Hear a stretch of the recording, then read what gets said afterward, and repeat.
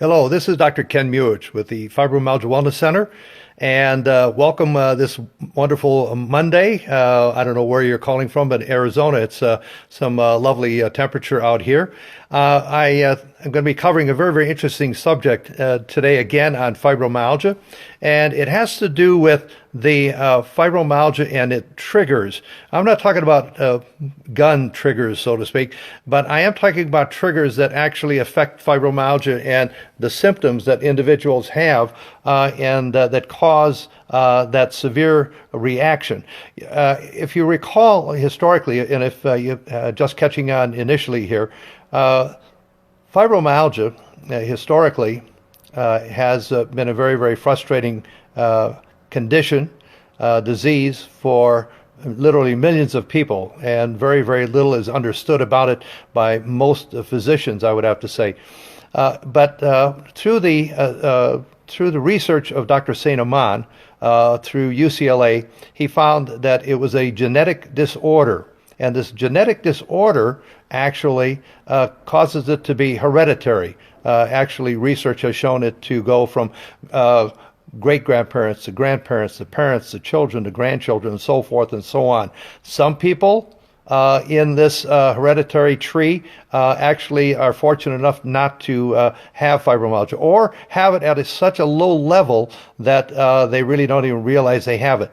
And many times throughout an individual's development, shall we say, what happens is that doctors, if a patient goes in and says, I'm achy, I'm sore, and I hurt and so forth, he checks and there's no positive reaction from any objective tests.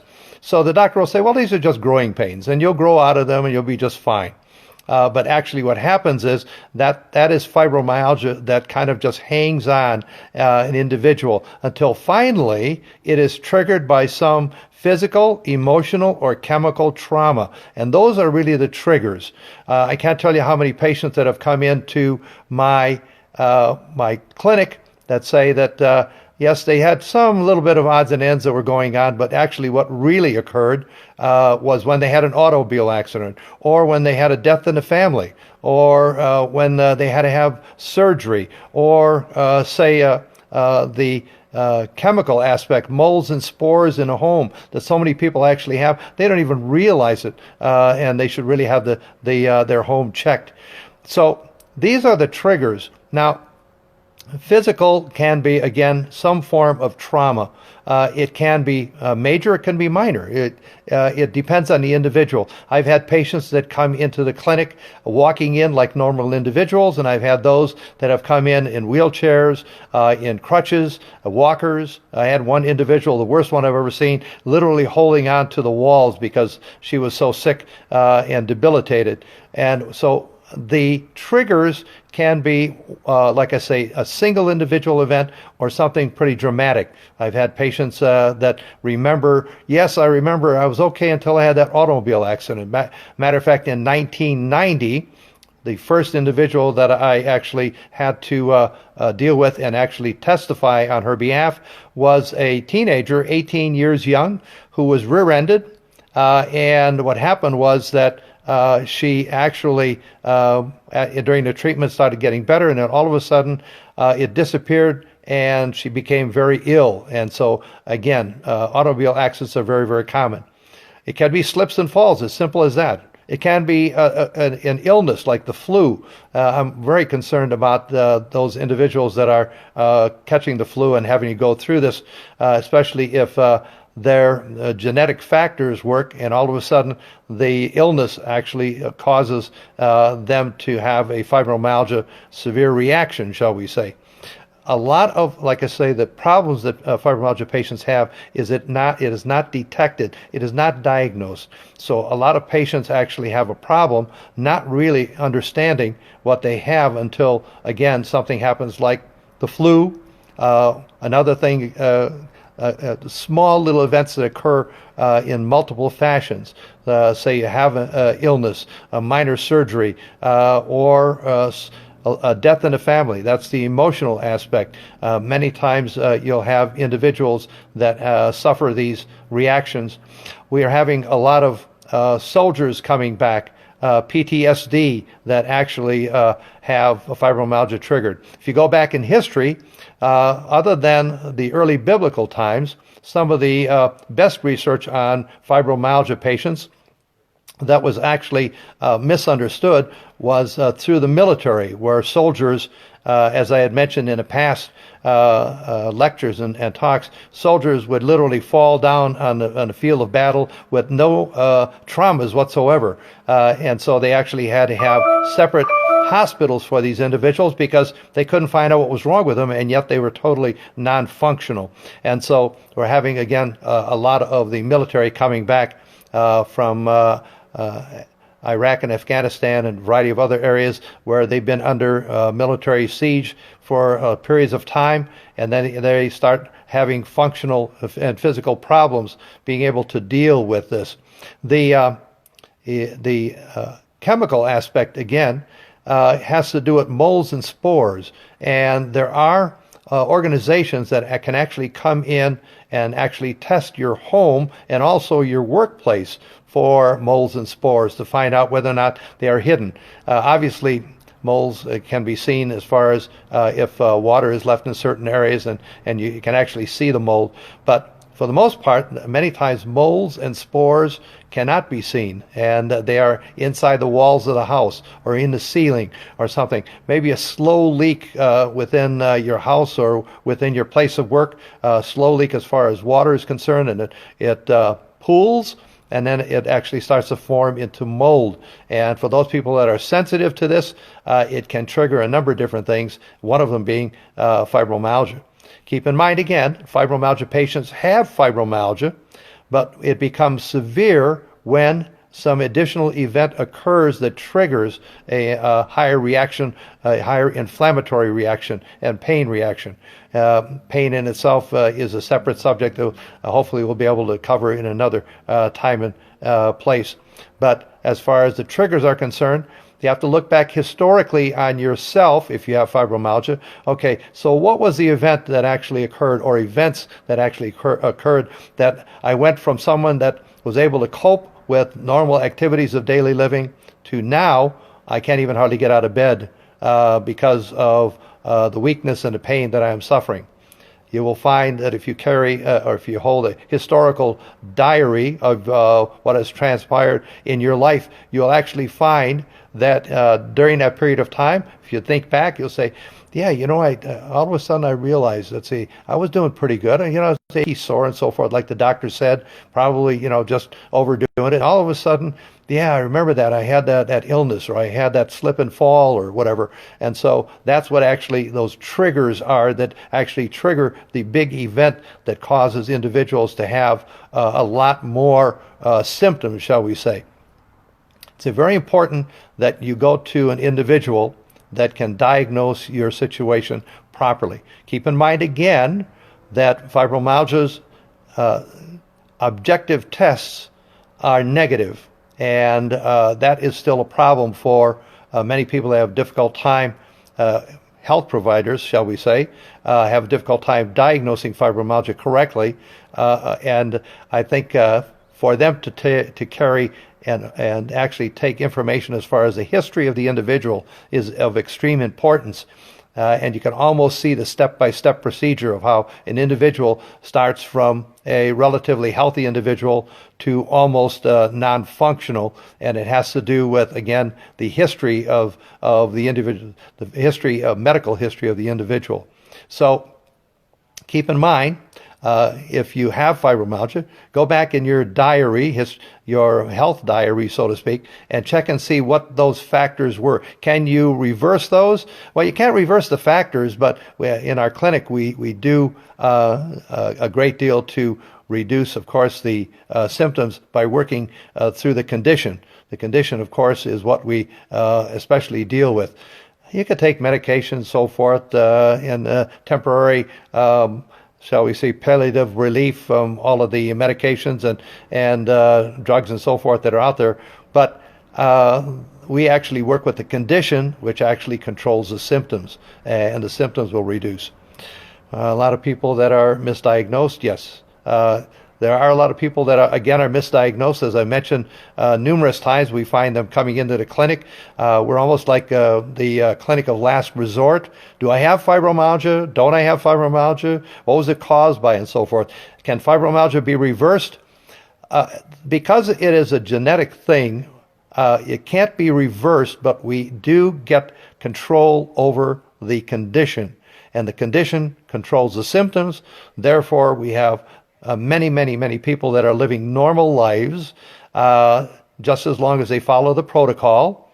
Just like a diabetic. If a diabetic follows the rules and regulations, they can have a very enjoyable, successful life. For those that fall off the wagon, so to speak, and do not follow the rules and regulations, then they will get sick. They'll get back to where they were before. However, even patients that have been with us for years and years now that sometimes slip off the wagon, it's it's not impossible. It's not that difficult, but all of a sudden people start to cheat a little bit and do things they know they shouldn't. They start getting some symptoms. We just put them back on the program. We regulate them, make sure that we stabilize them, and their symptoms are gone, and they can go back to living, like I say, that normal, enjoyable, healthy life that they had only wished for. I'll never forget, I had an individual that was very close to going to the Olympics, and all of a sudden, because of some injuries that she had to, it triggered the fibromyalgia. Let's put it that way. And so we work with her, and some years ago, she was actually one of the individuals that slid down that board on the ice as an individual. And she didn't medal, but she still did go to the Olympics. So we were very excited about that. And she, to this day, is enjoying a fruitful life. One which it was only literally taken away from her because of the fibromyalgia. It's very frustrating for individuals to remember what they were able to do before and all of a sudden not being able to do that. And it affects everything, their family life, their relationships, if they have children, so forth and so on. Very frustrating. So as soon as we find out that the individual is diagnosed properly with fibromyalgia, we do start them on our protocol, not only for the individuals, but also we make sure and check to see if any of their children may very well have it, because that will show up early so that we can get them on the same thing. So the triggers, physical, any trauma that the individual may have, sometimes it doesn't have to be major. It can be just a series of little ones, sprained ankles and maybe just a little auto accident, a little bump. So many people say, well, I wasn't injured. I just got hit just a little bit from behind. And I didn't go to the hospital, not worried about it. Or emotional, obviously, anything from deaths in the family to, of course, the military, as we were talking about. And of course the chemicals, the molds and spores and other things that you don't even know about many times that you're stuck in with you. Suffering. Yep, there's a lot of people that know that might be part of this presentation, live video today. You may very well know people that have fibromyalgia. You may not have it yourself, or you may think that they may have fibromyalgia but have not been diagnosed correctly. And again, that's a real key aspect as far as treating fibromyalgia patients. There's anywhere from 6 to 8 million at this point diagnosed fibromyalgia patients, believe it or not, in the United States. 1 out of every 50 Americans, believe it or not. And it was also found, this is from the American College of Rheumatology research study that they did. And it is the second most common musculoskeletal problem other than osteoarthritis that people suffer from. So I just thought I'd throw that additional information out. More and more research is coming out on fibromyalgia, which is good because you want to know you're not the only person. I can't tell you how many patients that have come in that are lonely. They feel like they're all by themselves and nobody can help them. Well, we are here to help you. We know we've worked with this very successfully for decades now, and we'd love to have the opportunity to help you reach that life that right now is probably not even near within your grasp. Be able to sleep properly, be able to get up, enjoy life, do all sorts of activities, enjoy life with your family, go out at night, have a good time, just enjoy all of the wonderful things that life has to offer rather than being in bed or not being able to just even get up and get out of the house. So we are here for you, Fibromyalgia Wellness Center in Scottsdale, Arizona. And we do this on a weekly basis, Monday, as close to 12:30 as possible. And we give various presentations. You can check my website, fibrowellnesscenter.com, for previous live videos that I gave, everything from the history of fibromyalgia to a variety of topics that we've already discovered and talked about. So we're very, very excited to be able to help as many people as we can, and we will continue to do this.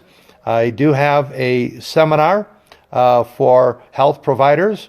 It's April 21st and 22nd in Scottsdale, Arizona at the Franciscan Renewal Center. It's called the CASA. I have wonderful facilities there that will offer us an opportunity to train physicians to help you, because I have so many different phone calls from so many different areas of the United States. And to be honest with you, unless you have a trained physician in our protocol, you probably will have a very, very difficult time going through the protocol by yourself. And so that's what we're trying to do, trying to train as many individual health providers as we can, regardless of what their degree.